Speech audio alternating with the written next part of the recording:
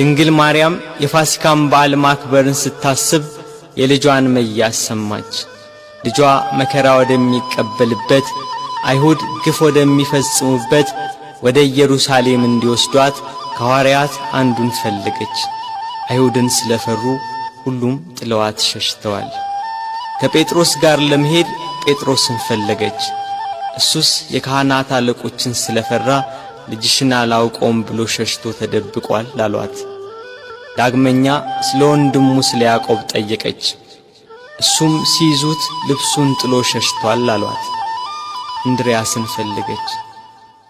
እሱስ ከልጅሽ ጋር ወደ ከተማ አልመጣም አሏት። ቶማስም እንዲሁ ሸሽቷል። በርተሎሜዎስን ጠየቀች። ከሁሉ አስቀድሞ ሸሽቷል አሏት። ፊልጶስን ጠየቀች። እሱስ አንድ ጊዜም አልታየም አሏት።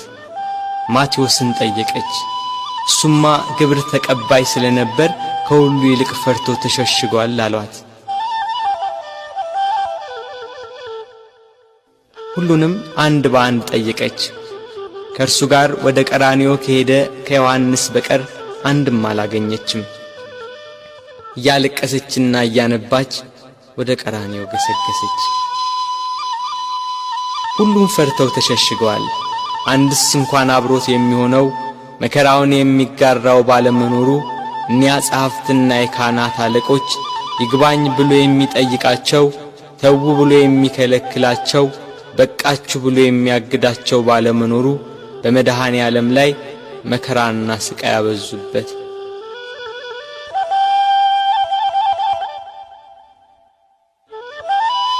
ጲላጦስ እንደ ሕጋቸው ሞት እንዲፈርድበት አደባባይ አቆሙት። ሊቃነ መላእክት በመፍራትና በመንቀጥቀጥ ከፊቱ የሚቆሙለት እርሱን በአደባባይ አቆሙት።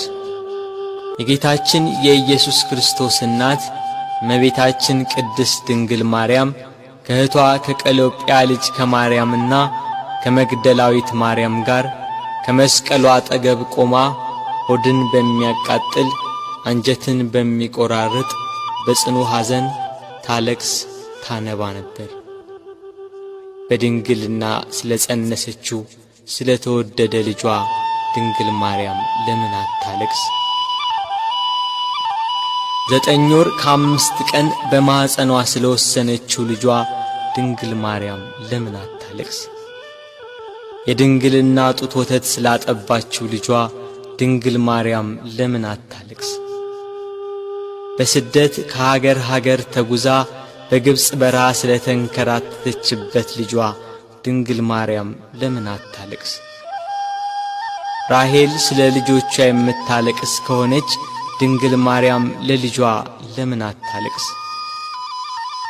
ራሔል ከአንድ ቦታ ወደ አንዷ ይዛቸው ላልተሰደደችው ልጆቿ የምታለቅስ ከሆነ ድንግል ማርያም በስደትና በስቃይ ወደ በረሃ ለተሰደደችው ልጇ ለምን አታለቅስ?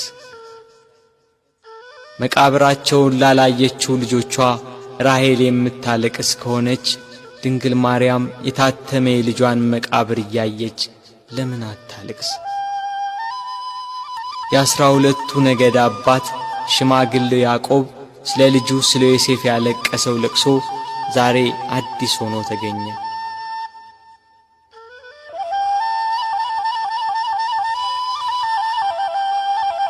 ያዕቆብ ልጁ ዮሴፍን ወንድሞቹ ሲያስሩት አላየም።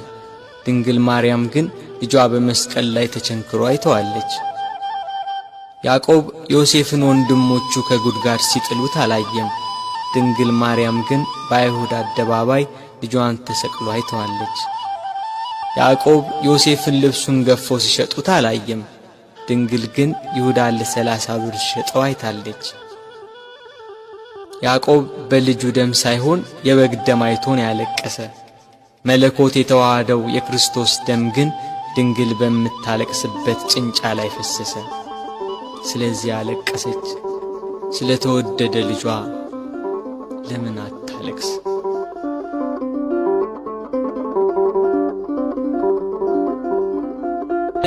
ሰባቱ የመላእክት አለቆች መጥተው አረጋጓት፣ አጽናኗት።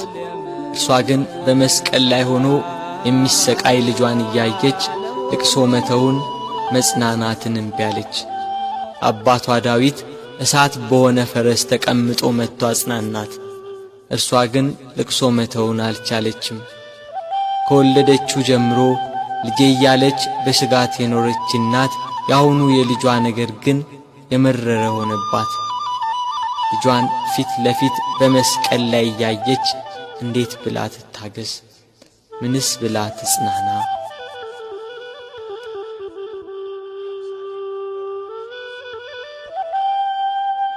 አለመጽናናቷን ያየ ልጇ ወዳጇ እነኋት እናቴን ብሎ የወደው ለነበረው ደቀ መዝሙር ለዮሐንስ አስረከባት።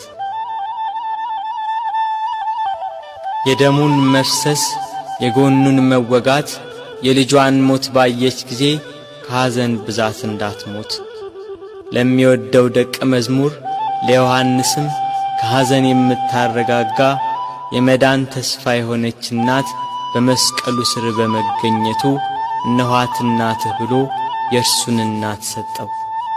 በቀራንዮ ለሚገኙ ሕማምና ሞቱን ለሚዘክሩ ሁላ በዮሐንስ አማካኝነት እናት ተሰጠች።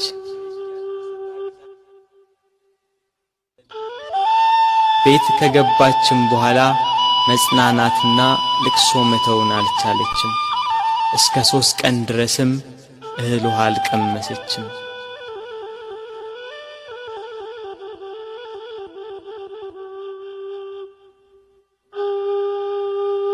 ፀሐይ አናት ላይ ስትደርስ ብርሃኗን ከለከለች። በቀትር ፀሐይ በሚጠነክርበት ሰዓት ኢየሩሳሌምን ጨለማ ወረሳት። ጨረቃም አምላክን በመስቀል ላይ በማየቷ ደም ለበሰች። ከዋክብት ረገፉ። ክርስቶስ በመስቀል ሳለ ትንቢቱ ሁሉ እንደ ተፈጸመ ባየ ጊዜ ተፈጸመ አለ። ነፍሱን ከሥጋው ለየ። አምላክ በሥጋው ሞተ። በነፍሱ የሞተውን አዳምን ለማዳን ክርስቶስ በሥጋው ሞተ።